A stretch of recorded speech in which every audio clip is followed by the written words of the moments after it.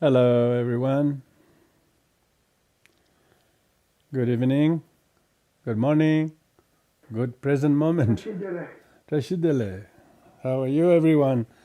Thank you very much.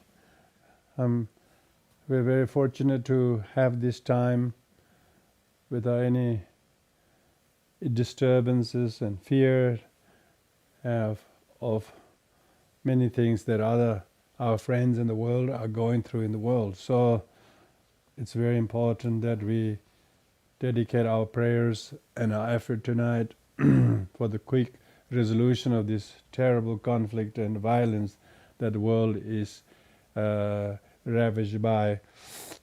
We feel for everyone, all parties concerned. So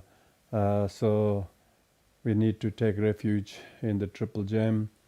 We need to take refuge in our good heart so that we do not contribute to the aggression and anxiety and fear to the world, but rather of a remedy that can actually to ease the situations.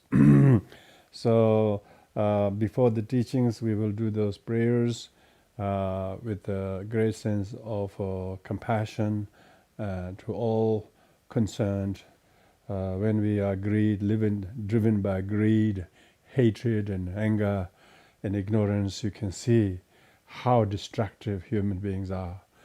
They have no idea what they're doing. Is no benefit to anyone, any time in the future. It brings no benefit to anyone. It's complete waste of all the effort. But they are not able to see it because they're completely deluded by the wrong views.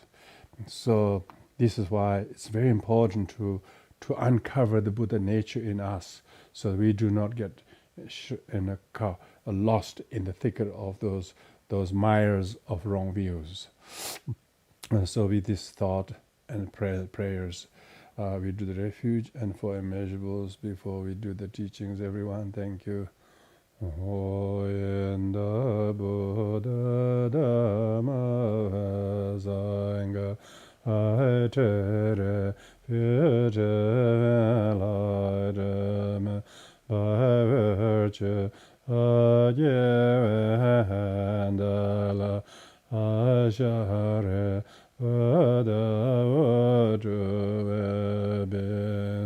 and Abu Dharma Asanga Ajere Vidala Mahavacha Ajevandala Ashare Vada Juve and Abu Dharma Asanga Ajere Vyede Eladam Bhavaja Ajevendala Ajare Ada Vajube.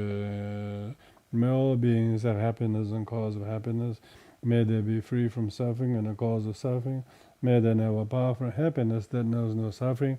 May they dwell in equanimity, free from attachment, aversion to those near and far.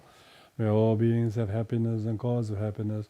May they be free from suffering and the cause of suffering.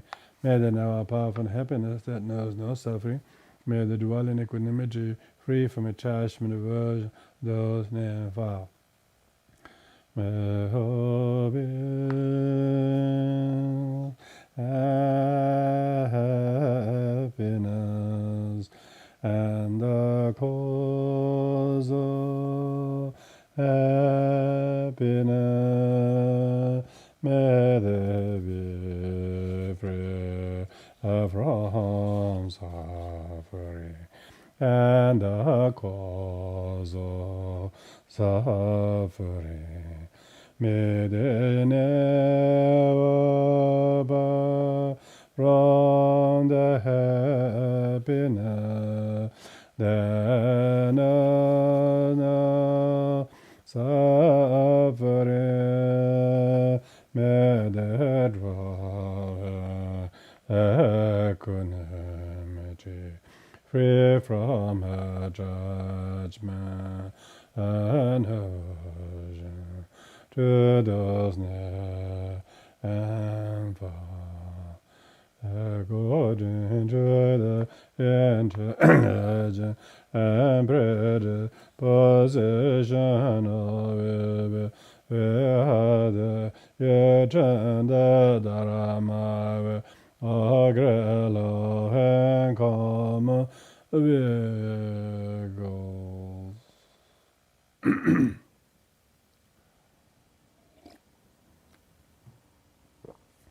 So, welcome again. This is our lesson 5 of this subject of study is the 7 Vajra points, which is the gist of the Asanga's monumental work known as Uttaratantra Shastra, which is the explanation teaching about the importance of recognizing the Buddha nature that is universal in all sentient beings. But when the Buddha nature is not recognized, the sentient beings become enshrouded by other things. So that's why this topic is about very important. So therefore it has been essentially put into 7 Vajra points, 7 adamantine points. The first 3 points are the Buddha Vajra point, Dhamma Vajra point, and Sangha Vajra point. These are the result. These are the refuge, objects of refuge. And when we, until the cause of refuge and the result of refuge become one, we do not realize the 3 gems. So those are the aim of the first three Vajra points are the result of this practice, and the rest of the 4 Vajra points are the causes and conditions that give rise or unfold the Vajra points. So the 4th one is the actual Buddha nature itself. So we are currently discussing that. And this 4th Vajra point, Buddha nature, is described under 10 topics. The nature of the Buddha nature, the cause and the result and function, possession, how it engages, and the phases of that, and omnipotent nature of the Buddha nature. And then now we are discussing in the middle of the 7th one, which is the 9th one, which is the immutable nature of the Buddha nature. So the immutable Buddha nature of the Buddha nature means the Buddha nature itself is quite intact, except it is covered. So therefore, we need to authenticate what is the immutable nature of it. So I was wondering whether we have managed to send you the handout or not. Have you received it? Oh, good, thank you. I wasn't quite sure whether I was able to send in time to go through the pipeline, so it's good. So there's no blockade. That's good. So you received it. Okay, so last week we talked about the importance of how the very immutable nature of Buddha nature are even though they have temporal kind of obscuration that covers them and they do not manifest, but they are actually unimpeded by the temporal obscurations. So with this next one, verse number 63 onwards, we are still talking about the 9th one, immutable nature of the Vajra nature. The immutable nature of the Vajra nature is talking about immutable in the sense it is not tainted by faults and it is not tainted by birth and death. So even when we go through many birth and death, the Buddha nature itself doesn't get depleted by any of the changes that we may go through. So therefore, the first one is to show how we remain untainted Why? It says the luminous nature of the mind. So this is the subjective. This luminous nature of mind is not the objective phenomena. We're not talking about phenomena out there is light. We're talking about the luminous nature of the subjective mind. Yeah, nature of the mind itself is from its own nature. It's empty. Therefore, it is immutable like space. You can't say the space get old or young or get tainted or covered by clouds or whatever. Space actually never get affected by the clouds or anything there. So that's why the nature of the mind is immutable like the space. No incorrect thoughts.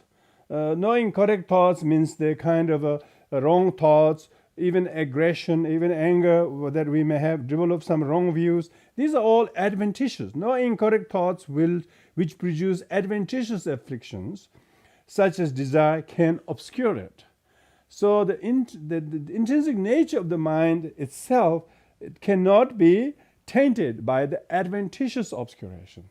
So the point of saying this is when somebody is really angry at you or yourself is deluded or something. Sometimes we tend to think we have lost ourselves to that delusion, or the person's done that bit, he's done so wrong that he's finished. We tend to think like that.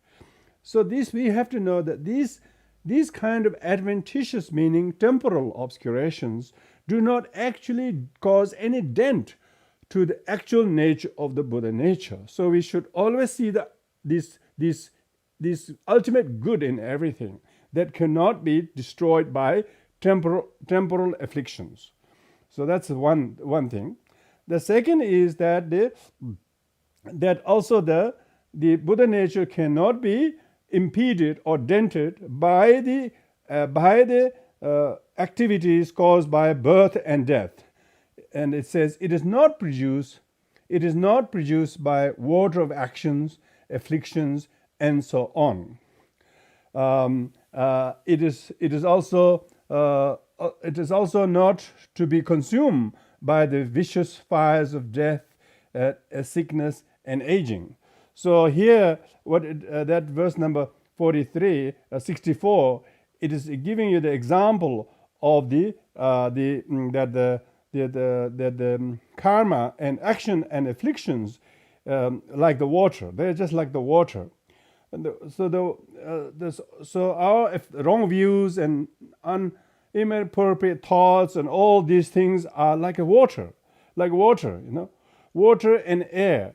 The water and air does not obscure the space, So this analogy is very important. Our karma and afflictions like water and air, and the Buddha nature is like the sky. The space of the Buddha nature is never tainted or wet, never wet. We say there is a damp where there's humidity, but the space doesn't say, oh, it's so humid. Space doesn't feel humidity. So the space never complains it's humid. We are the one who feels humidity, okay? So it's unaffected. So this is talking about how it is unaffected. It is also not to be consumed by the vicious fires of death, sickness, and aging. So this is giving the three examples of three kind of fires. Vicious fires of death is the worst, of course, and sickness and aging. Now with next verse, it explains a little bit further what does these three fires means. Fire means. It says that it should be understood that the three fires of death, sickness, and aging. Yeah, because three fires of the three fires of death is the fire of the apocalyptic fire. Apocalyptic fire. That's the fire that destroys the whole world. Even the fire that destroys whole world, like which is death. Even the fire of the hell, like the fire of sickness. Because many people when sick, they look like hell. They almost in hell, isn't it? They don't like it. Even you go through sickness and you have like a fire of hell is burning you. Even you go the fire of the death, that is apocalyptic fire, totally destroys your body and your name and your shoes, and you couldn't put your jacket on and all of that. and the fire of ordinary fire, the aging. All of these, ordinary sickness, death, aging, no matter what it goes through, these three also does not actually affect the Buddha nature. Buddha nature cannot be burnt by any of these three fires. So that's good, isn't it?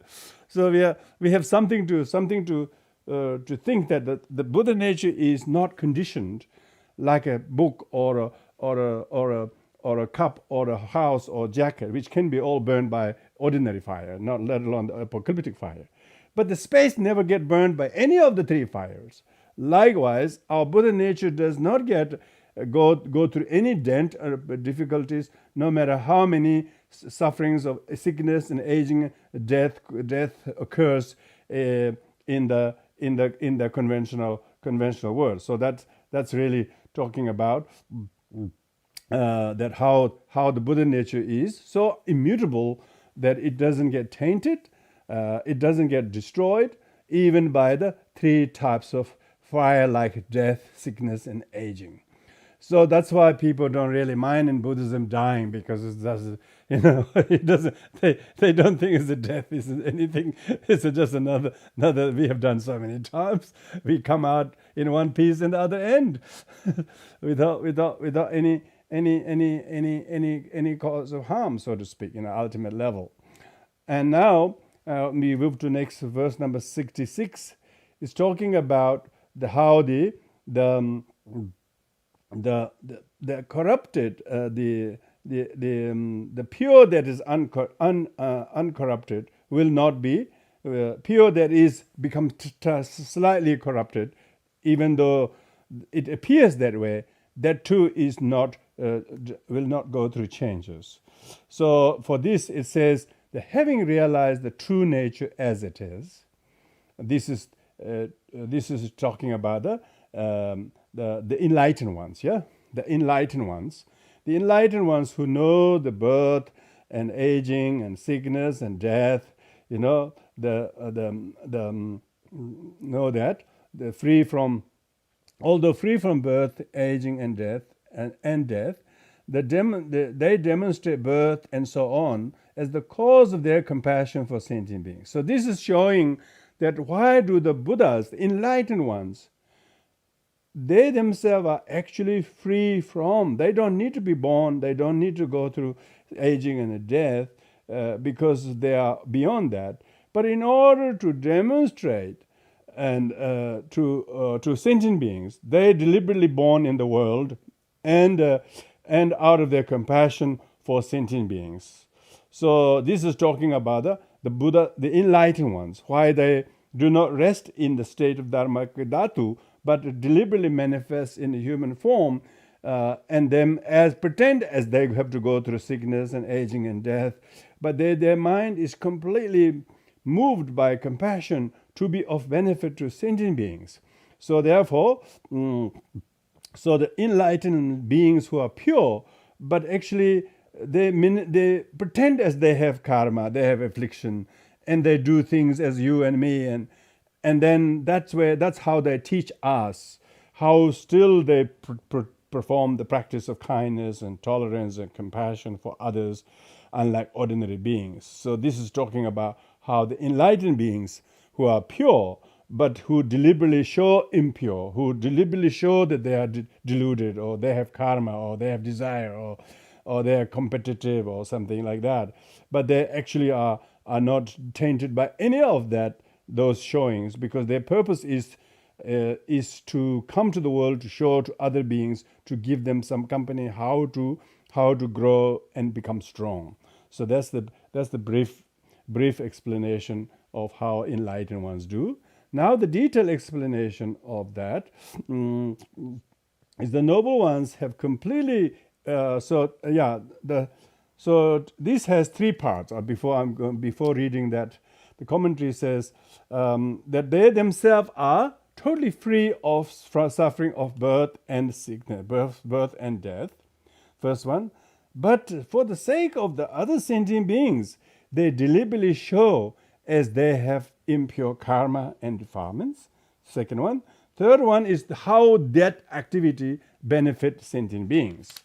So of that, the first one is how their own act of dying. Like recently Dunjum Rinpoche, who passed away at the age of 30, Can you believe it? Supposedly some fairly great masters, and they pass away at the age of 30. And then everybody is really distraught by losing this just only on a prime youth, high Lama, and he died at the age of 30. So they're showing the birth and aging sufferings without actually affected by their aging and death and suffering. They don't suffer at all, but they come to show to us. So therefore, the verse number 67 goes, the noble ones have completely eradicated their suffering of dying, sickness, and aging. They have completely free from all the karma and affliction. And birth is caused by actions and afflictions. They are devoid of them, therefore they are free. They themselves are totally free of karma and affliction. So therefore they don't have karma and affliction as such, but they deliberately show that as if they have karma. It's just like a person who's teaching you basic alphabet. He's not teaching you alphabet because he doesn't know the alphabet. He's teaching you alphabet so that he almost says, oh, isn't this P? It looks like a D.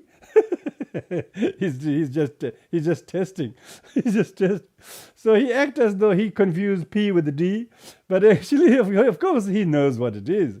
But he's simply testing the student so that they learn to distinguish the shape of the letter. Like that, bodhisattvas also do not have to be born and do not have to go through the sickness and death just for their own sake, but for the sake of others, they deliberately show that. Therefore, they are completely free from the actual sufferings. So, because they are full of compassion, they're full of compassion. So, to explain this a little bit further, it says, noble ones have completely eradicated the suffering, and sickness, suffering of sickness and dying and aging. Birth is caused by action. They are devoid of them. Therefore, they are free. They have seen the reality as it is. Why they are free from suffering? Because even if they feel the physical body shows sickness, they don't actually say I'm sick. They don't think I'm sick. They just see the aggregate as not self. So they have seen the reality as it is. And it doesn't have to be they, It could be you and me too, if our realization has recently sort of improved. Recently improved, unlike last week, Last week you are all over the place. This week you can see them as not truly me.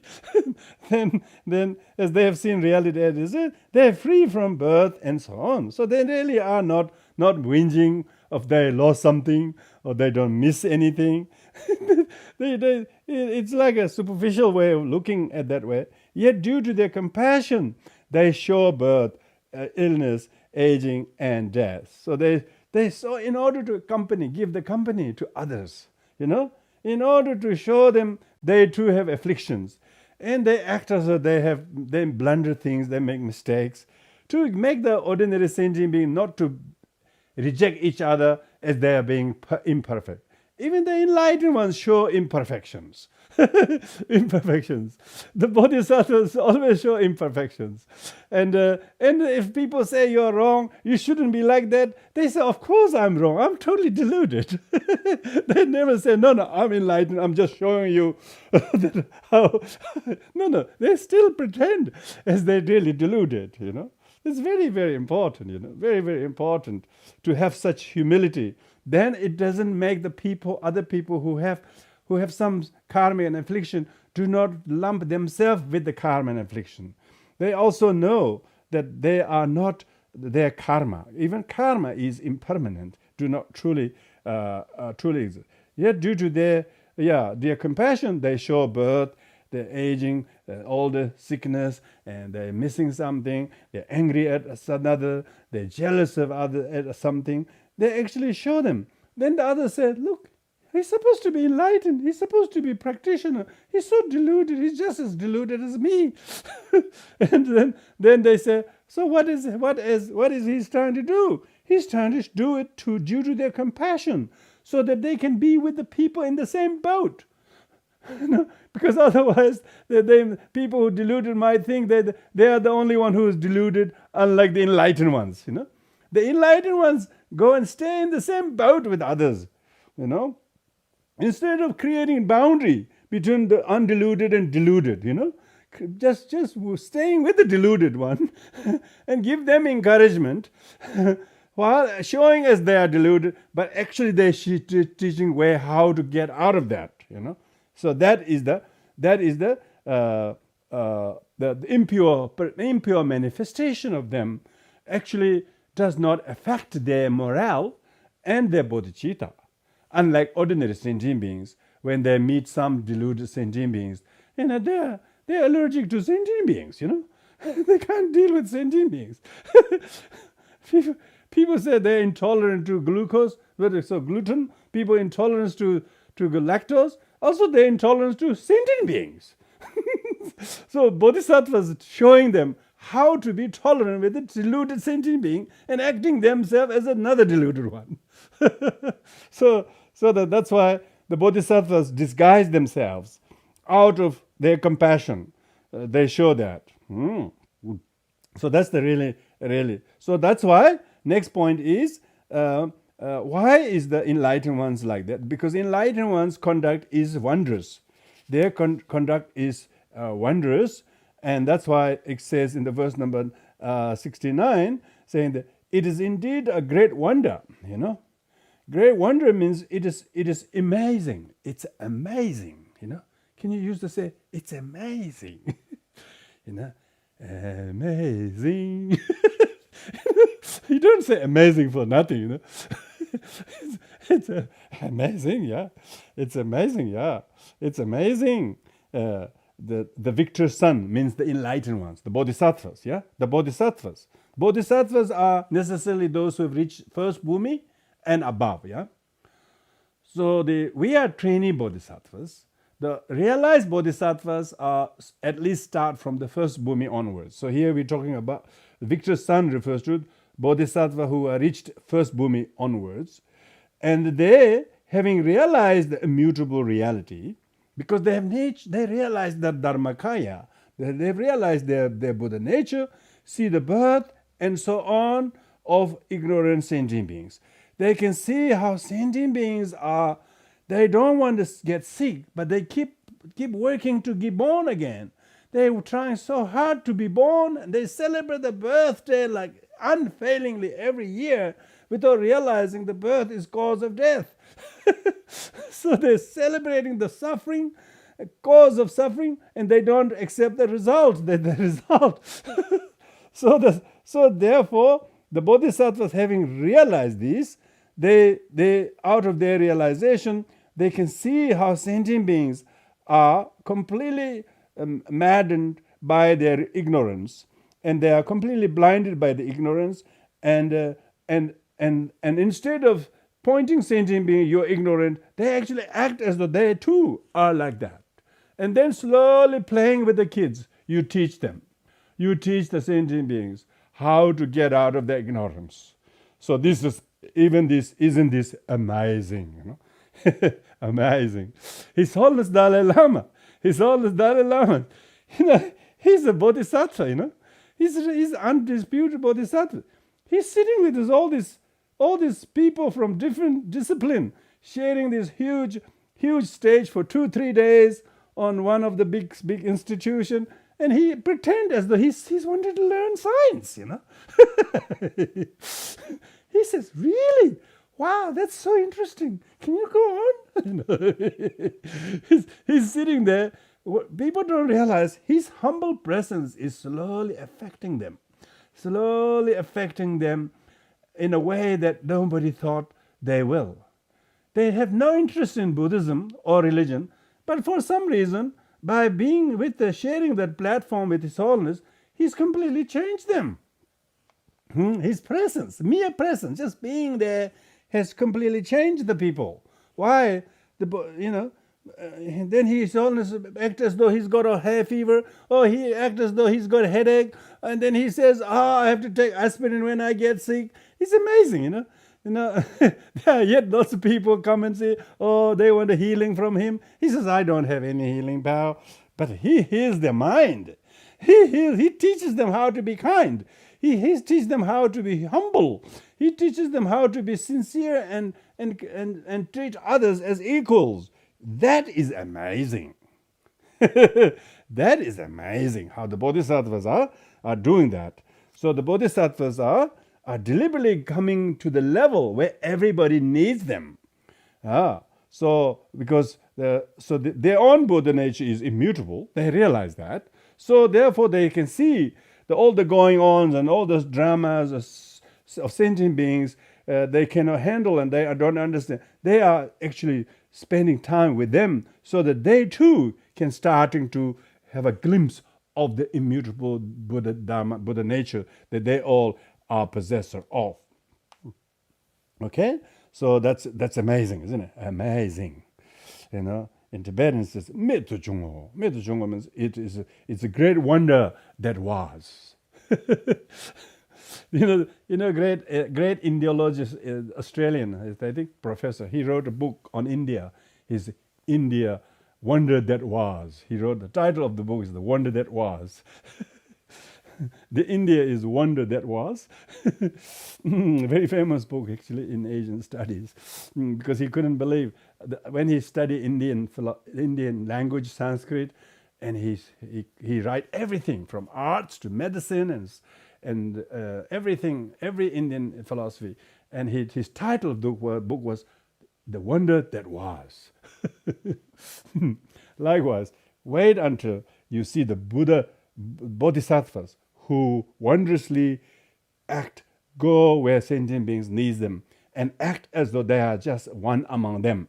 He saw the Dalai Lama say, I'm just another human being. He says, I'm not Dalai Lama. I don't want to think I'm Dalai Lama.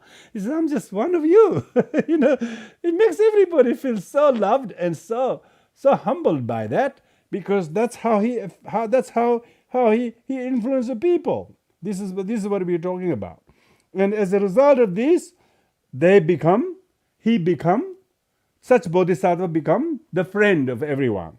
Those who attain realization of the noble ones appear as they are in the realm of the childish. Yeah, they themselves joke, they themselves act as they have the same problems as others, so that others can really make friends with them. Because if you act as though you can't tolerate anybody who act like that, who speaks like that, don't go with them, not like that, So there is no kind of boundaries. There's no boundaries. The boundary is not a good idea, no? If you're really practitioner of Mahayana, you couldn't have the boundaries. Therefore, their skillful guidance and compassionate beings are excellent, yeah. So they become the friend. Like he becomes the friend to every sentient being because of his humility, his humanness, and his ability to work with others, and he's not presumptuous that he's important, he's holy, or he's a healer, or anything like that. He actually say, I am not healer. I am subject to myself with skin rashes, or I'm subject to myself with the arthritis or whatever. So litany of health problems, they will also talk about them. People have all these amazing ideas how the practitioner should not be subjected to illness. No, every single practitioner has also many medical conditions. The only one thing is they never complain about it. Only difference is they don't complain about their medical conditions. They just think about the other people's medical condition as a cause of their compassion, and therefore do not see their medical condition as a cause of attracting other people's pity. So that's why now we're going to move on to how the bodhisattva with this immutable quality engages themselves in the conduct to outreach sentient beings. So this, though they are beyond all worldly matters, yeah. So this is bodhisattvas, yeah. These are bodhisattvas, bodhisattvas who have realized their immutable nature, Buddha nature, though they are beyond all world, they are immovable from the world. They are beyond the world, but they're staying in the world. They still are remaining in the world, and they are not going to be sort of needing to go away somewhere to prove that they are unworldly or something. No, they engage in the world for the worldly beings. Yeah, this is amazing. Yeah, even though he or she is beyond the worldly, but they deliberately stay with the worldly people, and for the worldly people, with the worldly people, because they themselves are not really taintable by the worldly people's problem, just as stained by the without being stained by the defects of the world, such as born in water, lotus is unblemished by water. Yeah, the lotus flower is growing in the water, but it is not blemished by the water.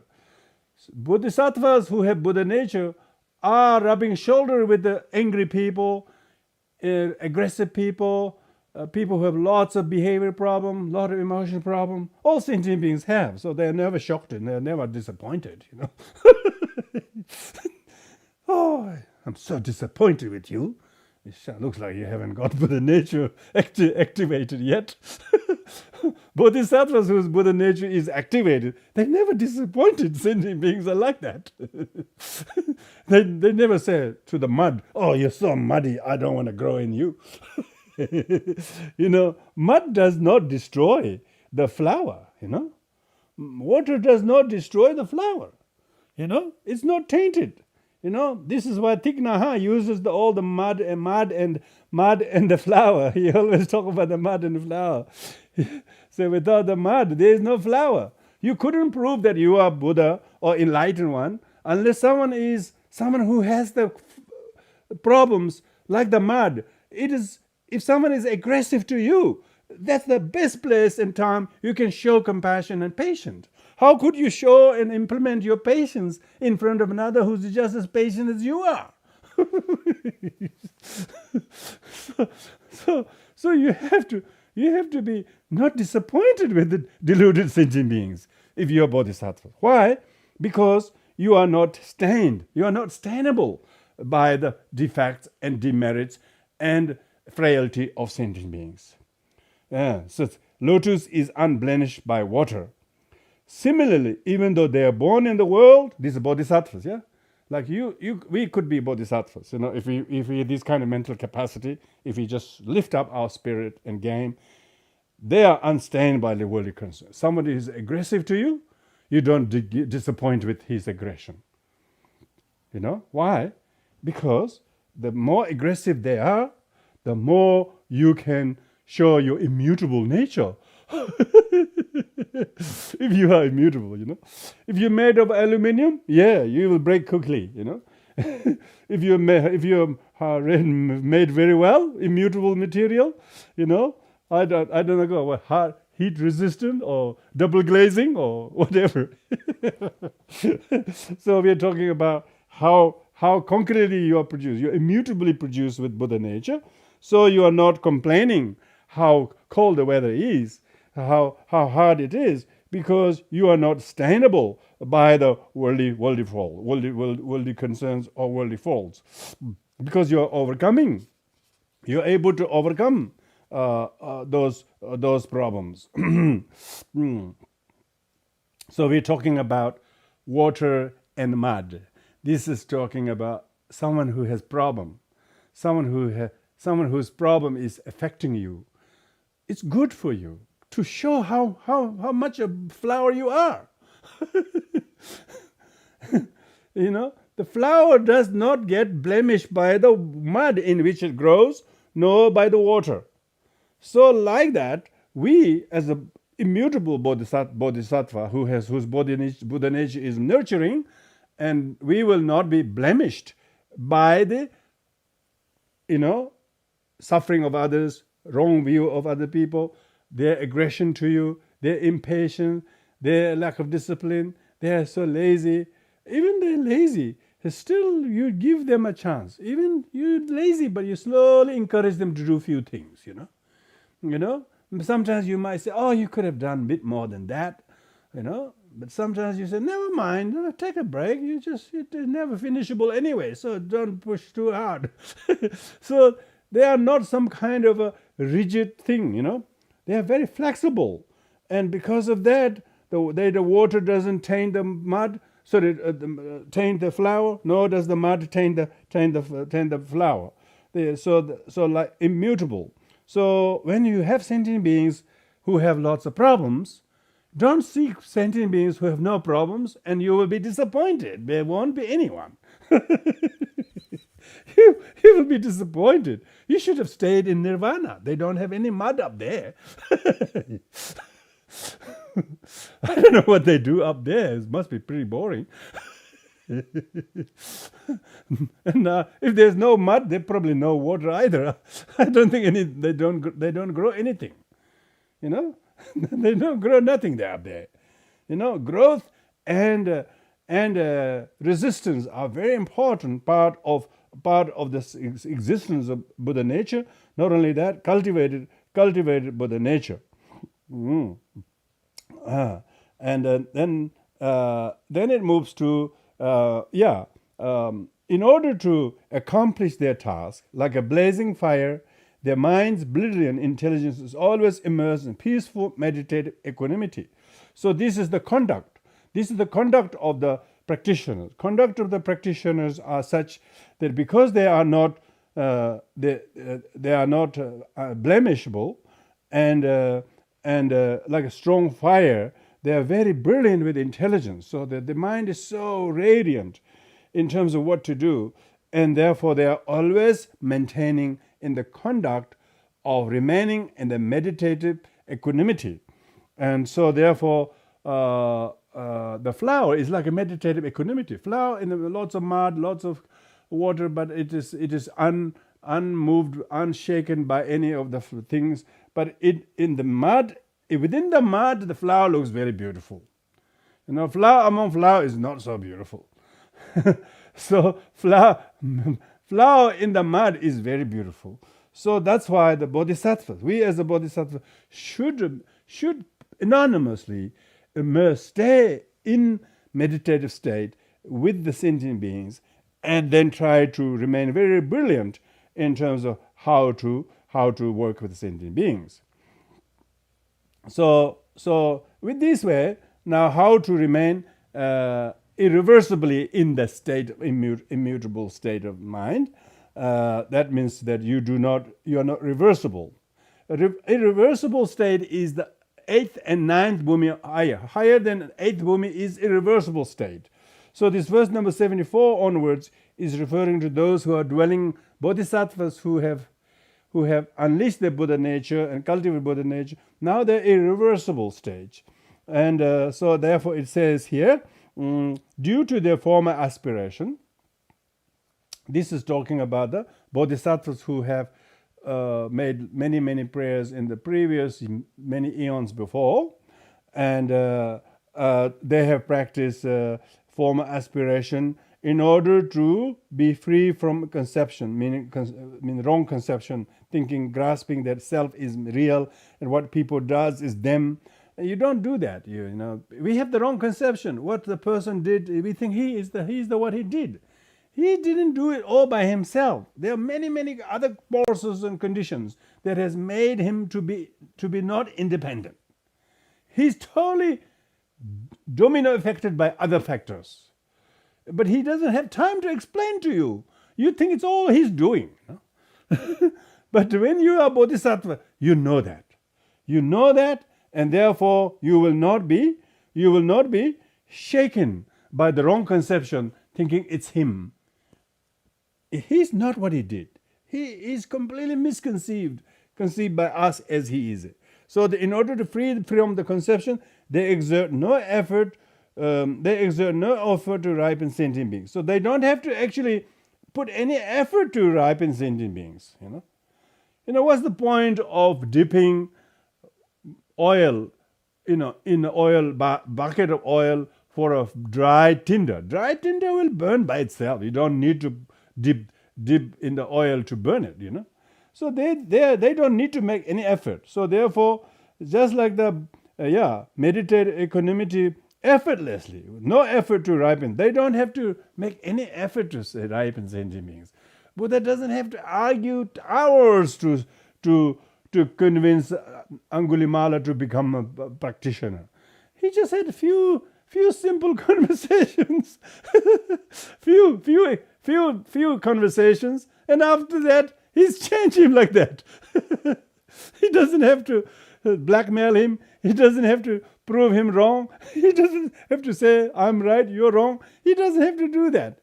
He just skillfully, effortlessly, this is talking about without ever, due to their former aspirations. They have made lots of prayers in the past lives. They have done lots of practice of generosity and skillfulness in the past life. So they are free from conception saying this person is so hard to help. He doesn't think like that. There is no truly hard thing to help anyone, So they don't have to exert any great effort. It ripens in. Like Buddha, Shakyamuni Buddha, he meditated or 6 years or whatever. But since then, he's not making any effort, but his Dharma is still radiating. Dharma is still radiating, reaching to people like us in the bottom of the world. Even in the down under, the Dharma is reaching, So why? This is the effortless. They don't have to make any effort because Buddha is already a dry tinder. Dry tinder doesn't need to dip in a bucket of oil to make it burn.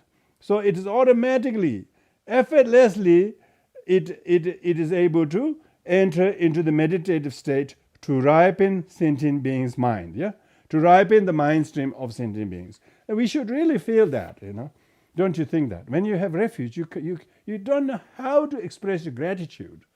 For some reason, effortlessly, the Dharma is changing you, directing you, giving you lot of sightings, lot of reckonings, like nothing else. Even you study some 20 years or something, you still couldn't get this much clarity, this much direction, this much penetration in your mind. Why? Because of the immutable activities of the Buddha enlightened qualities is so irreversibly powerful. It's like a flame of fire that it's some kind of that you have been just been like automated to think dharmically, think bodhicitically. Something has been switched on in you. You don't know how it happened, but something has definitely sparked in you. You do not know how to reverse. How amazing bodhicitta is, and how amazing it is to conceive the bodhicitta, how amazing it is to practice, how amazing it is to know there are others who did this. As a result of this, we are affected after thousands of years later. This kind of wonder is the irreversible, immutable conduct of the enlightened ones that affect other people. Okay, now we move to the next one, which is fourth point, where within each life of the bodhisattvas, there are five. Firstly, they effortlessly engage to benefit sentient beings. They don't have to put a lot of effort. They just effortlessly engage to benefit sentient beings. And second is they're very skillful.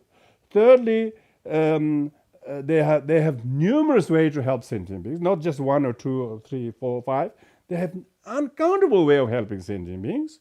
And the fourth one is that they as far as their benefit to sentient beings goes, it's almost like equivalent to the Buddha himself. And the fifth one is how they themselves never equate themselves to the Buddha. They still have lots of humility. So these five are captured in the next, these remaining verses. First is how they effortlessly engage for the benefit of sentient beings. Meaning effortlessly means you don't have to ask, you don't have to persuade, you don't have to keep begging, you don't have to keep reminding. they just effortlessly they do it. It's no qualms, no kind of resentment, no kind of wariness. They know exactly who, how, and by which method each might prove to be appropriate, to subdue through what teachings, form bodies, conduct, and skillful manner. Now that verse is full of blessings here. The bodhisattvas dwelling on they who refers to is bodhisattva dwelling on the 10th bhumi, have practiced so many lifetimes as a trainee bodhisattva, because now they have realized to fulfill the benefit of others so much, so they now exactly know who the sentient beings and how and by which. And so the object to whom they're going to help, they know it very well. They know exactly what a person needs, and they know exactly how, and they know exactly what method might prove to be appropriate, most appropriate to use to subdue and train them. It says prove to be appropriate to subdue through what teachings. Yeah. So the teachings also completely tailored according to the aptitude, interest, and capacity of every single practitioner. So through what teachings? So they themselves deliberately manifest in form bodies, rupakaya. So they deliberately take the form of the Buddha bodies. Buddha bodies means a form body. And in a conventional world, they may be born as a son over there or whatever. So and like Asanga is definitely bodhisattva. Asanga deliberately came. His mother tried very hard to have son, and yes, he came. Then he deliberately came in the role of a monk, and he practiced all his life, and then he benefited. So it's like the form body is what we're talking about, the conventional body which others can see. Because if you need to train others, you need to know what form you will be best form you can benefit other sentient beings, or what will be most appropriate to sentient beings. There are lots of bodhisattvas. To tame the fisherman, he became like a fisherman. To tame the hunter, he actually became a hunter. To tame the people who are in various professions, he actually went with them and did what they did.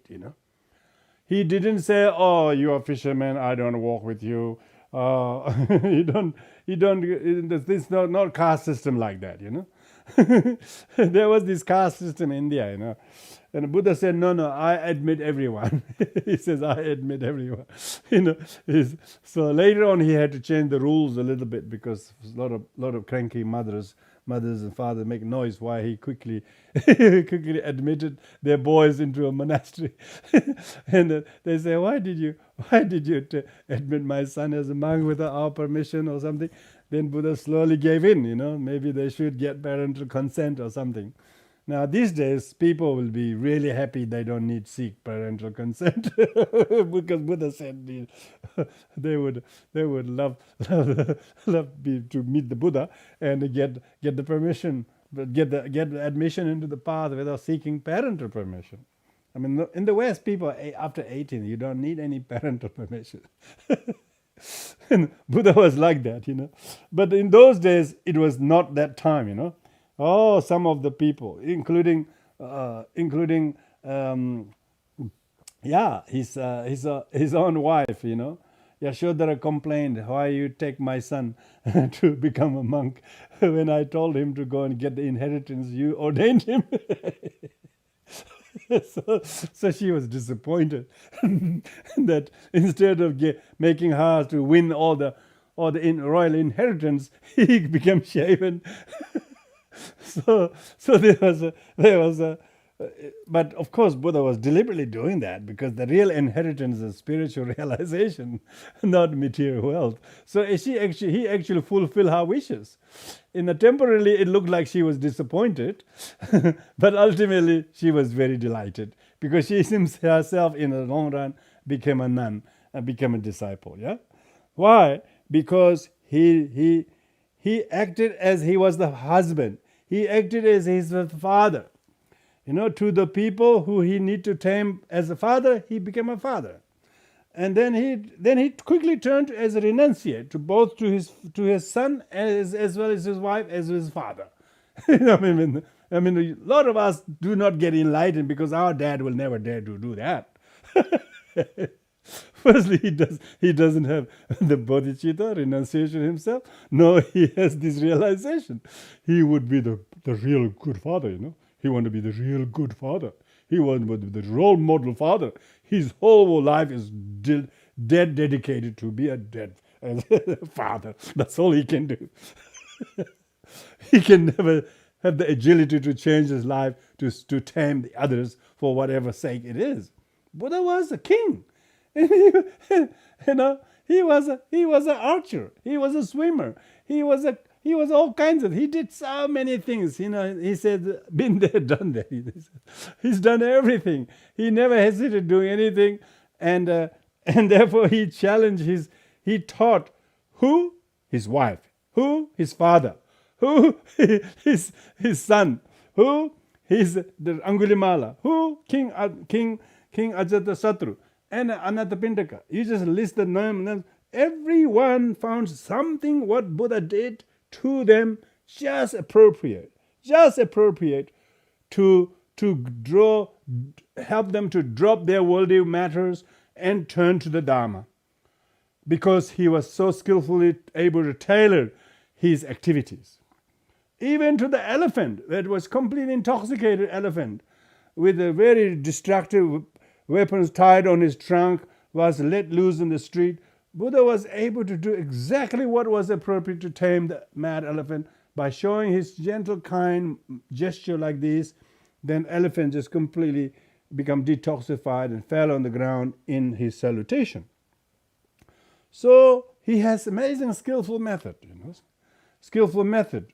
With the Gandharva musician, with the celestial musician who came to compete with him to play to guitar with 1,000 string, and he thought he was the best musician who can play 1,000 string guitar. Buddha didn't say, sorry, I don't play music. He says, yes, that's very good. You're so great. He just listened to him, and then in the end, Buddha played the same musical notes with one string. He was playing with 1,000 string. He played one string. All the same tune came from one string. You don't need the 999 other strings, And he was able to subdue people with such arrogance through his skillful method by learning to first admire him, rejoice his skill, then also show them that he too can play the same by one string, in order to subdue the arrogance of the celestial musician. So in this way, this is what this verse number 75 is about, how the enlightened one skillfully ripens other sentient beings by themselves coming down to the same level as others, so that is conducive and relatable by others. So his conduct is so skillful and agile and flexible to subdue and train and inspire other sentient beings. So this is talking about the skillful method. Yeah, they know exactly who, how, and by which. We don't. We don't know who the person is right there, like the mud is there in which you can grow. But we are running away from the mud. We're running away from the mud. We don't want to grow. We don't want to grow because we can't. We have such resistance to mud. So we therefore choose people. We say no, I can't do. Whoever came, Buddha always have a way to work with them, and how, and whatever manner, because he's able to tailor, to subdue the sentient being through his flexible, skillful means. Whereas ordinary sentient beings are very rigid. They say, I can't work with you people. I can't work with you. I can't work with people like that. They can only work with people like themselves, maybe. That would be awfully awfully uninteresting, you know. You should be able to work with completely different people. You know, I can't cook like that. No, I always cook onion first. You know, you wouldn't believe this. The outcome come from completely from different techniques, you know. And he never argued saying this is the only way. No, he was able to go with the flow with others, and in the end, he quickly tamed them by his humility and skillfulness. He'd never have a resistance with sentient being. Someone who's coming with a sword of big sword and brandishing his neck, he was not intimidated by that. He had a way to undo the aggressive behavior of Angulimala. He has also the same. Another person who came to accuse the Buddha, saying that he is the father of my child. You know, one woman came and he did that. And he never said, oh, no, I didn't do that. Where is the proof? You know, he didn't do that. He skillfully subdue her as well. So never showing resistance to push them away aggressively. He worked with her. Like Kisa Gautami, when she came to ask the Buddha to revive the child, he never said, no, I can't do that. I don't revive people. He said, yes, we can, only if you help me. So this is what we're talking about. The immutableness of the Buddha nature. You, no matter what challenges you become exposed to, instead of being demoralized or demotivated or disappointed, but you become even more skillful to tailor a manner to whom, where, how, and what manner you can work. We too, you will see, when our Buddha nature is nurturing, we too will starting to work with difficult people, thinking that it is good for my ego, good for my impatience, good for my intolerance to have this sort of thing. It's not them that is bad. I need to work with them. The mud is not bad, not good or bad in itself, but if I want to grow as a flower, I need to be in the mud. So because of that, it's almost like you're not doing some kind of service to the other, but other persons is actually helping you to grow. So other person's rough behavior, aggressive behavior, impatient behavior is not something you should not work with them, should actually enable, empower you to work with them. That's the plex. That's the immutability. I mean, how can you tell the gold is gold unless you beat it, gold it, smelt it, and rub it? You can't do that with some other materials, you know. So until you test it, you can't prove it's gold. Until it's tested, you can't tell it is immutable. Immutable, you know. When they try to sell those cars, you know, those Pajero cars, you know, have you seen those Pajero car advertisement? You can see they're driving into this amazing bumpy road and big rocks, and they show that they don't get bogged down at all. Like that, you have to show that kind of immutable Pajero bodhisattvas. They can drive in any terrain. Any terrain. You don't say, no, I can't go there. No. Because it's like that, you will deliberately try. Why? The bodhisattvas have this kind of immutable qualities. So that's the effortless one. Yeah, effortlessly they are able to the benefits. Thus those holy ones. So this is the bodhisattvas. Without obstructions. You know, nothing will impede them. You know, no nature will impede them. No difficulty by people will impede them. Without obstruction. Always engage for limitless sentient beings. They never say, I'm doing just for this person. And if they don't work very well with this sentient being, they don't see that as a lost cause. Their intention is for the benefit of all sentient beings. So therefore, if they have to be skillful with this person, that is not just they are going to do this for this person. They're doing this for the benefit of all sentient beings. No matter how difficult it is to work with this person, that's just the forefront of it. But your purpose is to much better than that.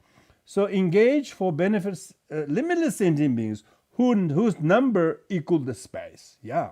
So that's why one needs to imagine how we need to better our application. Because sentient beings are vast as the space. Space has no limit. You can't say space is this long or this big, or, they talk about how big is this country is, how many thousand square kilometers. You can never say what's the measurement of space, Wherever there is a sense space, the sentient beings are as limitless as number of sentient beings. And just as not only the sentient beings are limitless as space, their interest, their need, their sufferings are just as limitless as their hair pores. They have so many sufferings. And so therefore the bodhisattva have to engage for those limitless sentient beings, limitless litany of their complaints and their grievances and so on. So you will not be intimidatable. You cannot be intimidated by sentient beings with problems. That's ridiculous. Bodhisattvas have to roll their sleeves up and work with the sentient beings with problems. We have so many impatient sentient beings, Buddhists, they say, I can't work with him. I don't want to work with people like him. Who can you work with? Your uncle, your father?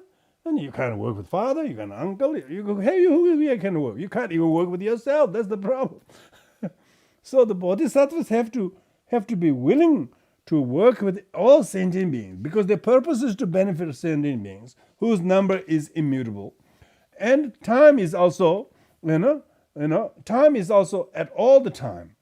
And how they do with various skillful means, fulfill them. Not only the number of sentient beings are limited, they are limitless, but the manner in which you fulfill the benefit is also spontaneously. You don't do it with a lot of little bit now and then not at all for a while, and then little effort and then not at all. It's not that kind of drips and drabs, but spontaneously benefits sentient beings.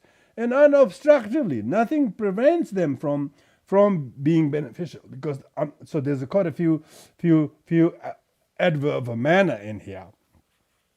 Adverb of time, at all times, It is talking about always. Adverb of manner is without obstruction. And then adverb of effort is spontaneously. Adverb of effect is fulfill the benefit of all sentient beings, not just some and not the others.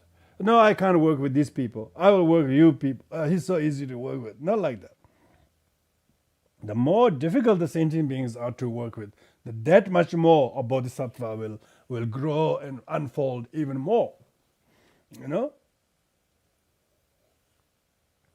So therefore, until we have really tested the real hardships, real difficulties, we don't grow. We don't grow in comfort.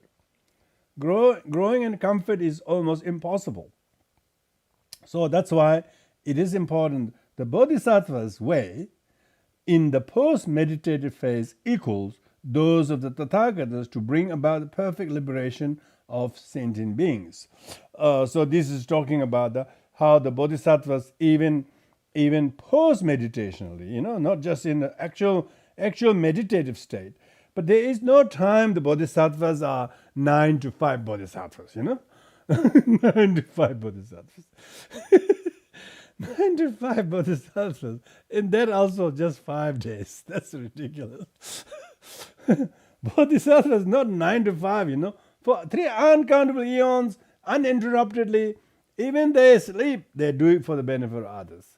They do the sleeping yoga. Whatever they do it for the benefit of others. So there are no times the bodhisattva is practicing because he's doing some religious thing. Then his practice only begins when he's doing some religious things or ritualistic things. No, bodhisattva's practices even when he's doing ordinary things. There is no time the bodhisattva is on, bodhisattva is off, Is he up? Is he practicing? Yeah, I can see his light. Oh no, his light's still off. That's not Bodhisattva. Bodhisattva doesn't need to switch the light on to be practicing. Bodhisattva doesn't have to put on the apron or put on the uniform and put on the tie, and then he's working for benefit sentient beings. It's like the firefighters. Firefighters are always on call. Always on call. Like that, bodhisattvas are always on call for the benefit of sentient beings. How could they say, oh, 9 to 5, no answer, Did you notice? Qantas got 13131313, that number is supposed to be answered in 24 hours, but it's really, really, really, really misleading, When you call them, they say, you have to wait 2 hours minimum. That's not 1313 24 hours, but you have to call, and they say maybe in 2 hours time we might be able to be answer. He says, if it's not urgent, please hang up the phone. Bodhisattvas not like that. Bodhisattvas are not like that. Bodhisattvas have no time of their time. They talk about, oh, what do you do for pleasure? Bodhisattva is not after pleasure anyway. People think your life is miserable if you don't do some pleasurable things. So it's really, really impolite, Impolite to say, what do you do for pleasure? Bodhisattvas do what he do for the benefit. There's no higher pleasure than that. You don't need to bake your back in the sun to think it's a pleasure. As you've been a donkey carrying a heavy load for 12 hours or something, Even when you're carrying those load, you're very happily doing for the sentient beings. There is no time the Bodhisattva is not delightfully doing. Therefore, he doesn't need to take time off. He doesn't have to sort of rest. Bodhisattva don't have to rest. Bodhisattva is not some kind of... Bodhisattva don't have this easily sort of exhaustible energy that get tired all of a sudden. Even if the Bodhisattva is sleeping and snoring, that's he's still doing for the benefit of sentient beings. Maybe some Bodhisattva need to just sleep. Because there's lots of people feel bad and guilty about sleeping. And one Tibetan Lama, his name is Mindroling, high Lama, one of the highest Lama Nying. He is always sleeping. He's always sleeping. And every time you go to see him, he's still sleeping. And then when he looks at you, he almost thinks, why you come to wake me up? But in the sleep, he looks like sleeping, but he's not. He's always benefiting others, even through his sleep, So therefore, the immutable nature is the Bodhisattvas do not have time when they're on, when the time they're not on. They're immutable. It's just like a evergreen energy. The energy does not deplete and get exhausted or tired. So the Bodhisattvas, even in the post-meditative phase, even though they are not doing formal things like everybody, that doesn't mean they can rest back and don't do. Because the sentient beings, plight of sentient beings, always there. That there is no time, there is no war. Maybe there's no war of firing missiles sometimes, but there's a lot of wars of conflict, a lot of wars of interpersonal wranglings and accusation and violence and aggression in the court. There's more war in the court, Do you know all these beautiful courts? They're all hell. There are a lot of wars in the court. They're not like missiles, but they hire missile shooters. They hire lawyers to shoot for you. You have no idea. Constantly there is war in the world, in the samsara. Not just in Ukraine, It will be good if Ukraine is the only place there is a war. That kind of war is constantly there between the husband and his wife, mother and son. And you wouldn't believe how many conflict-ridden people and the mind are. And they have this, they have that, but they are not in harmony with him. He's friend with this, but miserable with half a dozen another. So he's only got one or two friends, but rest are all his problems. So it's like the countries. They're friend with one, enemy with another. Is there any one country that's friendly with everybody? No. So now everybody is talking about whose allegiance, whose group is forming a party to secure, and never a single inch of our land will be lost to you if you do that. But how many of those boundaries are preventable to stop that? It's all cause of more conflict by saying that. So there is no demarcation or time where there is no war, no conflict. And there is no one who is really truly trained to fight the real war like the Bodhisattva. Bodhisattva is a real warrior. Real warrior needs to defeat the real enemy, that's one's own neurosis, one's own self-centeredness, one's own afflictions and negativities. So that's why it is so important. It is so important how to understand how the Bodhisattvas work for all sentient beings at all times, not only in formal-looking activities, but also during post-meditation times. They work for the benefit of sentient beings tirelessly, because they never are tireable, because they are not made out of composite of aggregates. They don't think I am my back, I'm my leg. They don't say my leg hurts. They don't say that.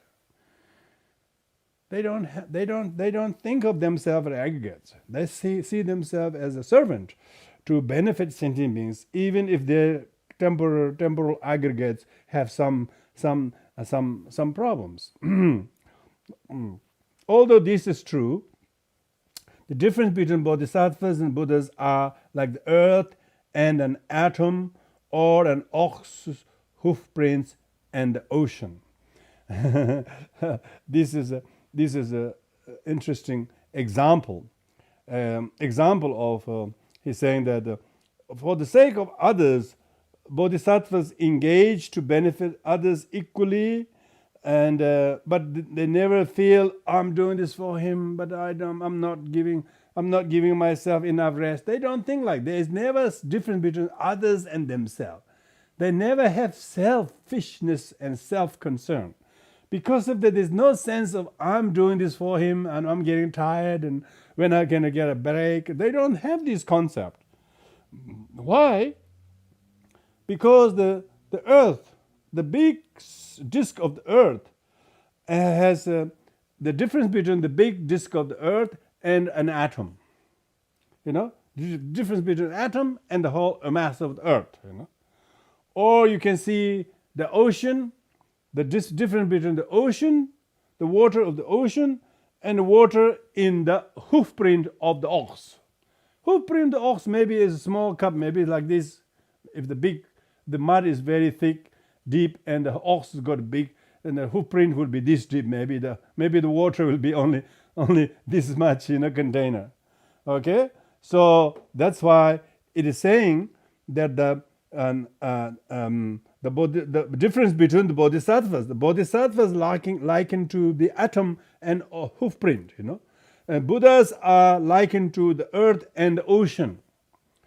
So the difference between bodhisattvas and the Buddha, Buddha is the fully enlightened one and only.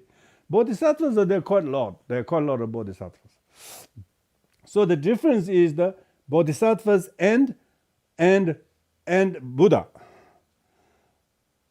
How the bodhisattva and Buddha does not compare. It's no comparison between the quantity of the water in the ox hoof print and the quantity of the water that is in the ocean. So what does this mean is that the fully enlightened Buddha nature is like the ocean. Yeah? Like the small marginally get enlightened is like the water in the ox hoof print. It's very, very small, very, very small. But it's not comparable with the water of the ocean, is there? No. Likewise, some people might comprehend that they know what is bodhicitta, what are the bodhisattvas' way of life, which are the bodhisattvas' conduct, and what is emptiness. They might have this conceptual, but that kind of bodhisattvic understanding of the conceptual framework is just like a water in the ox hoof print. So what does this mean is, so we should not compare with the activities of the Buddhas. But if we are inspired by the Buddha activity, we should therefore be motivated to take steps, to attain the quality of the fully enlightened one. So difference between the fully enlightened Buddha and the Bodhisattvas. Even Bodhisattvas, 10th Bhumi Bodhisattvas is not fully enlightened Buddha, You know, the fully enlightened Buddha is like the ocean. 10th Bhumi Bodhisattva is like an ox print, and the amount of the water that is there. So what is the water we're talking about? Benefit, the effect of the benefit. Effective benefit of the Buddha is like the whole earth. Effect of the Bodhisattva is just like the small atom. The benefit to sentient beings, not only of his generation, like the Shakyamuni Buddha's benefit and merit is not just when he was born, or not just during his time when he's enlightened, not because he was alive. Even after 26 centuries, his benefit is universal, widespread. It's amazing. You wouldn't believe how much it is changing you. It's because of the quality of the Buddha that is like the ocean, that is like the mass of earth. Nevertheless, the Bodhisattvas whose qualities of benefiting others is just like the size of an ox water in the ox print is better than nothing at all. Better than nothing at all, isn't it? Whereas those who have not predisposed to cultivating Buddha nature, nurturing Buddha nature, so they are just not even that. It's complete drought. There's not even a drop of water, let alone a size of a water in the ox print. Not, of course, never mentioned about the size of the ocean. But once you're able to take the first step to do for the benefit of others, which most people don't. Most people are always doing for themselves. They're going to work for themselves. They're doing education for themselves. They're moving house for themselves. They're shaving hair for themselves. They're going to the shop for themselves. They're always doing for themselves all the time. and even they're meditating for themselves all the time. Oh, I did this. I didn't do my sadhana today. Oh, I feel so bad. It's always about me, It's so easy to become miserable when one is doing just for me, all the time. So easy to become miserable when it's just for me. Just check sometimes. Are you doing something for anybody, for anyone? They say, no, volunteer. Oh. Volunteer. Is it volunteer? Yes, volunteer. But how many hours? Oh, what's the condition? Do they pay petrol fee? Oh, do they reimburse the petrol cost? So not very few want to unconditionally want to do anything for the sake of others.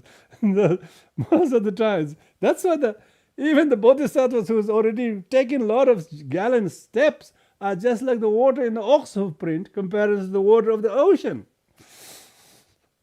What does this mean is how miserable we are thinking of me all the time. Let alone, because you're that much self-centered, how much your benefit to others will be. Almost as miserable. Because there's hardly any intention of going to do this for others, going to do this for... If you have to do something for others, you straight away cringe. You straight away say, why should I do this? No, I thought I was coming only start at 10 and finishing 4. You asked me to get 9. And straight away the collision, straight away the condition, straight away not, when are you going to do anything for the benefit of others, Your miserable mantras, is it? Miserable mantras early in the morning, you think that's for the benefit of others. Even that you are trying to do just as your own spiritual obligation. So that I fulfill my obligation. So, always me, always me. This is the problem. That's why they give the example of the ox print. Water in the ox print is considerably more than nothing. Usually we have nothing for the others. Always for me. big contrast between the ordinary sentient being and a deluded sentient being. So that's amazing analogy of that. Gyatso palang mikje chui kepra kayinda sanje chansem sachu kepratsam. Yeah, so it's a good analogy there. And now next one is talking about the perfect purity. Even when, of course, the bodhisattva goes through different stages, when perfect purity, of course, it doesn't go through any of the changes. And so this has three parts. First is the sign, the meaning, and the characteristic you have to identify, and that is because it is immutable. What is it? It refers to Buddha nature. Because Buddha nature is immutable, that Buddha nature that is immutable is Dharmakaya. So Dharmakaya is immutable, and therefore it has many inexhaustible qualities. And so it is free of birth, free of death, free of harm, free of aging. So these four, birth, death, harm, and aging. So just think of those things. So there is Dharma Dhatu, Dharmakaya doesn't get born, doesn't die, doesn't experience suffering, doesn't experience aging. So these four respectively correspond to what is not born is permanent. What doesn't go through death is stable, and what is not harmable is peace, and what is ageless represent immutable. These four terms, four concepts, and the four meanings are respectively the quality of inexhaustible. So this is inexhaustible qualities. It says immutable has inexhaustible qualities. The inexhaustible quality is always permanent. It is refuge of beings. It's a refuge. Refuge is all beings because it is always stable. It's always stable to become the refuge of all beings. The Buddha nature is always refuge of all beings. Refuge. It is the refuge of beings of who has no limits. In the future. Until the end. So once you find the Dharma, it will be always refuge. There is no time that sometimes you feel refuge strongly. No. When you really realize refuge, you always stabilize. It stabilizes people like no other time before in their life situation. It somehow it has stillness. It has brought some stillness in themselves, and because of that, there is no suffering, no harm. No, you never harm others. You never receive harm from others. So you are completely peaceful. So therefore, the non-dual in terms of the non-dual, non-conceptual, and has indestructible nature since they are unconditioned. So this is talking about the sign and the characteristic and the meaning of the immutable nature of the Buddha nature. Immutable nature of Buddha nature has such characteristics, and they are not intimidated by the karma and afflictions, and they are not subject non-conceptual, meaning that they are not kind of conceiving I or me or mine, confusingly identifying with form or name or labels and aggregates. One does not think my father, my brother suffers, or things like that. Of course, conventionally it's your brother, but you still see you don't have a particular particular conception that is my brother. All sentient beings are my brothers.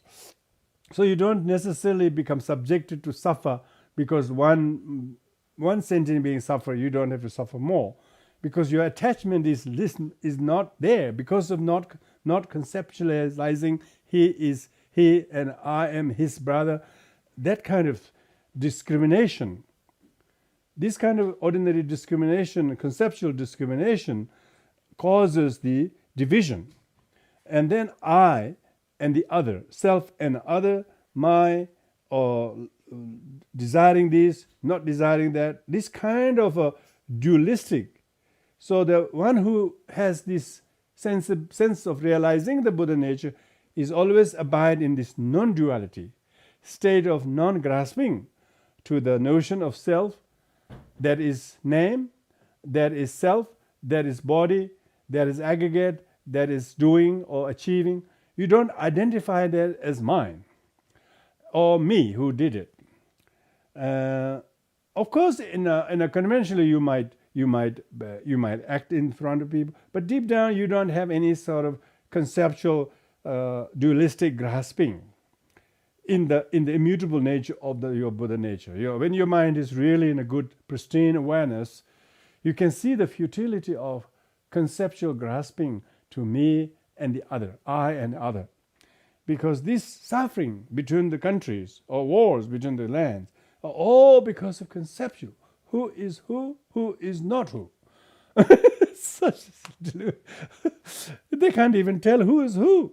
If they don't look for the little signs, they don't know who is who, because all conceptually they have created dualistically. This dualism is created conceptually. Otherwise, the thing themselves lack any kind of entityness. The entity is merely conceived and imputed and labeled. The entity does not exist from its own side. The entity is dualistically conceptualized. And in the Buddha nature mind, the one who has realized the Buddha nature, immutable, that mind is always staying in that state of non-dual, non-conceptual state that is not conditioned. That's to say, so they are not conditioned, since they are also not conditioned. And so meditative state, when we enter into deep meditative state and we have awareness, when we have good merit and wisdom, we could actually allow the mind to let it be in that state of non-dualistic, non-conceptual state, or an unconditioned state of reality. But the problem is that we are not. We are always dualistic. Me, the other, mine, his, I did it, he didn't do it, I came early, you didn't. All these kind of dualistic conceptions. Oh, I'm not well today. Oh, I should be well like this morning. All that kind of thing, But if we just saw the emptiness of the time and space, and then knowledge means conceptual, because if you are conceptualizing time and space, where I starts, when you're starting to do that, then the knowledge itself become conceptualized, and therefore both time and space, you are here but you're not here, you are still in the past, so to speak. Therefore we are almost in the past, We are not present. Because of that, we are in the past. So, in regard to these kinds of conceptual duality, we have to learn how to nullify the duality. The nullification of duality is only possible when you know that these things are all merely conditioned. And Buddha nature is not conditioned; it's unconditioned. You don't have to try. It just is as it is. It is unconditioned, and all the things of themselves are unconditioned. But when we condition to call him as my brother or him as not my friend, when we do that, as soon as when we conceptualize, then it creates duality. When the duality is there, it conditions friend, foe, old, new.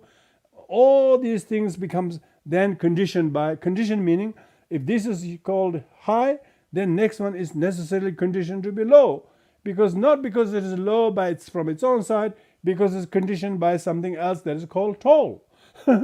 So there is none of these two that independently is tall or short from its own side, unless we conceptualize, unless we say one is valuable, other is not.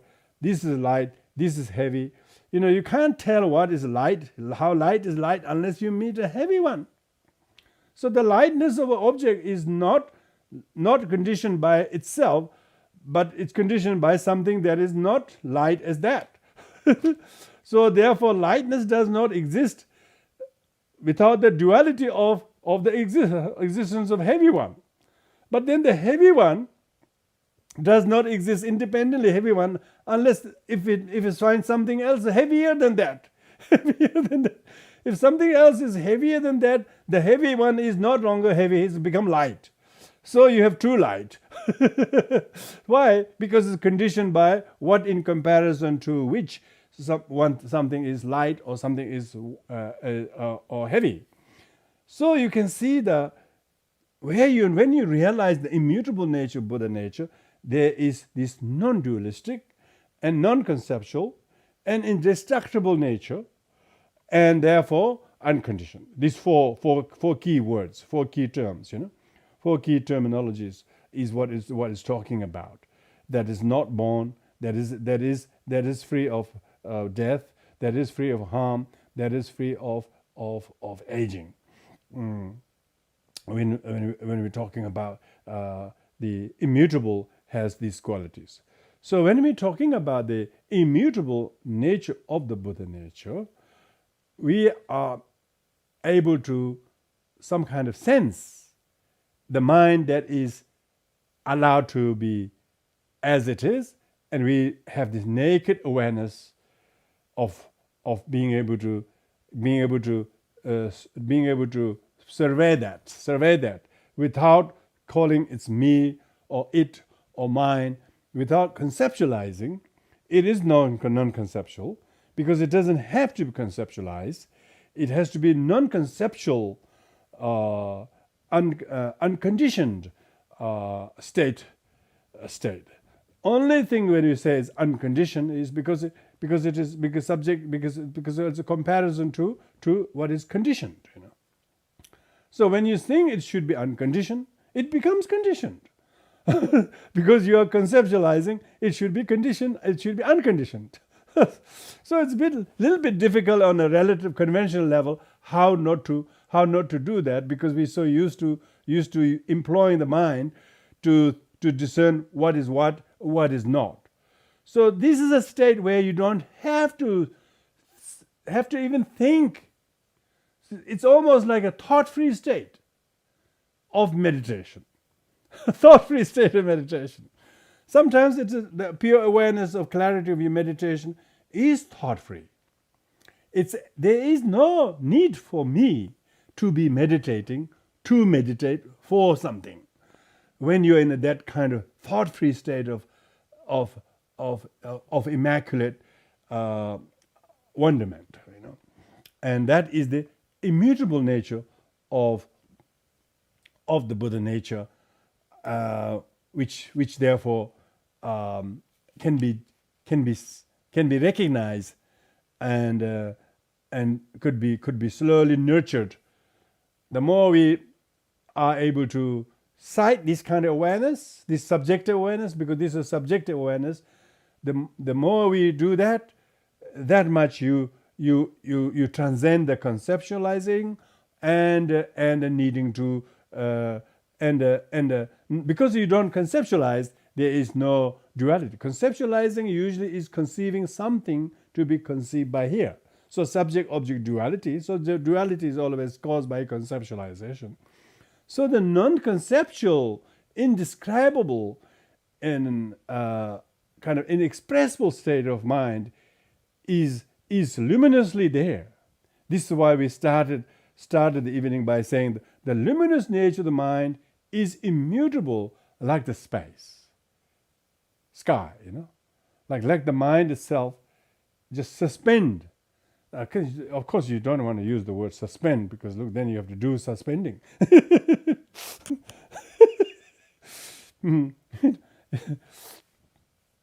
you just do it. There's no word for it. It's inexpressible, It's inexpressible to experience the naked luminosity of your mind.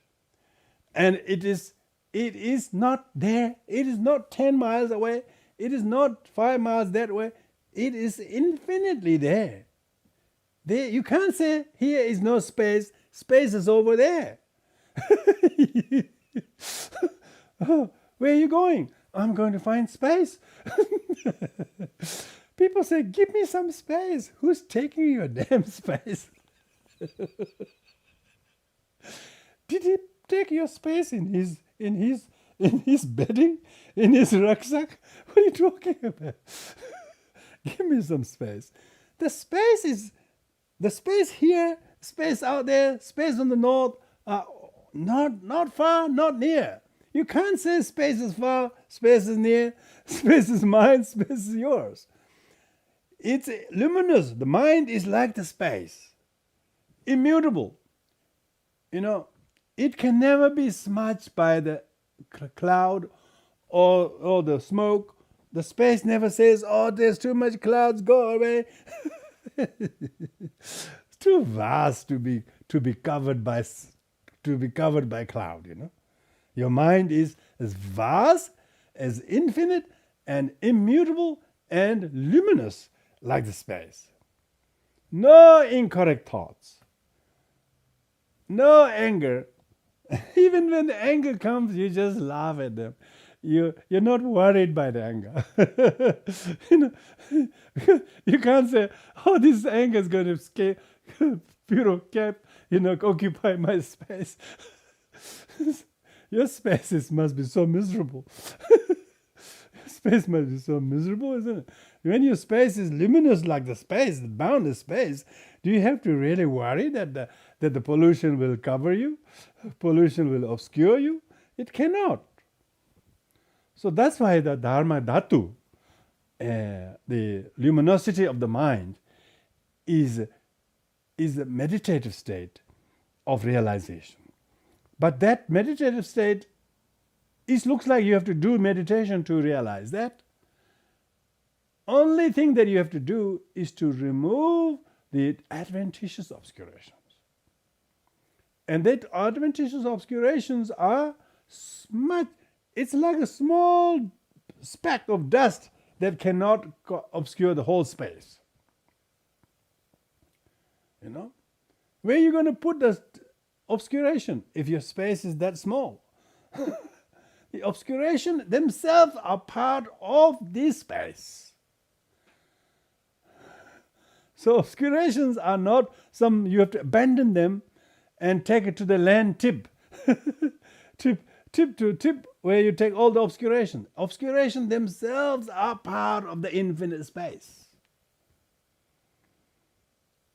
And this immutable way of talking of Buddha nature is the 9th of the topic. We still got few more verses to go on that. Then we come to the 10th and last one, which is the inseparable nature of the Buddha nature. That is inseparable nature of our coexistence. So Buddha nature isn't some separate thing you have to acquire or gain or find. It actually is inseparable nature of your true existence. So that's the next topic we will be covering. So with this, we will conclude here, everyone. Thank you very much for your deep attention. Looks like we do need to do a lot of meditation to witness this immutable, luminous nature of our mind. That is like the space. That is the space. Because then no thoughts that comes, no past memories, experience comes, can obscure it. Because your mind is so vast, it's like similar to the space. Yeah, when you fly in the sky, you know how small we are. Almost invisible. It's almost even the big jumbo become invisible in the sky. In the sky, So therefore, when our mind is fused into the infinity of the luminous nature of the space-like mind, Dharma Dhatu, and that is a pool of indescribable peace and tranquility that our mind can experience. So with this, we'll do the dedication marriage. Thank you, everybody. May our small effort in listening, reflecting on the subjects of of Dharmakaya versus the Buddha nature and its immutable quality, may this clear the cluttered space of some deluded mind with hate and anger that are causing so much suffering in this world of poor sentient beings. So with this, we offer these prayers. Thank you. Om Bade Mere Me Ho Varaga Da Deva Menzenge Ho Neze Me Ale Bere Da Vivrande Oshano Bado Dese Nede Erenda Mahayana Dije Vajra Merera Vajra Mehove Begaselavasa Choedak Mahayana Dije Courage Manjushinu Asama Drabadradilava following all the example Ajadege all the matter excellent body jida Trebe Vedanayadaza it has been born made really without generation.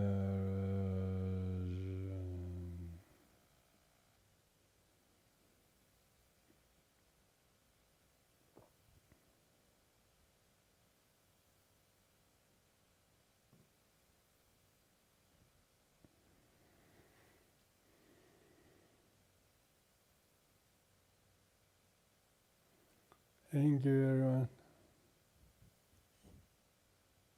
Thank you.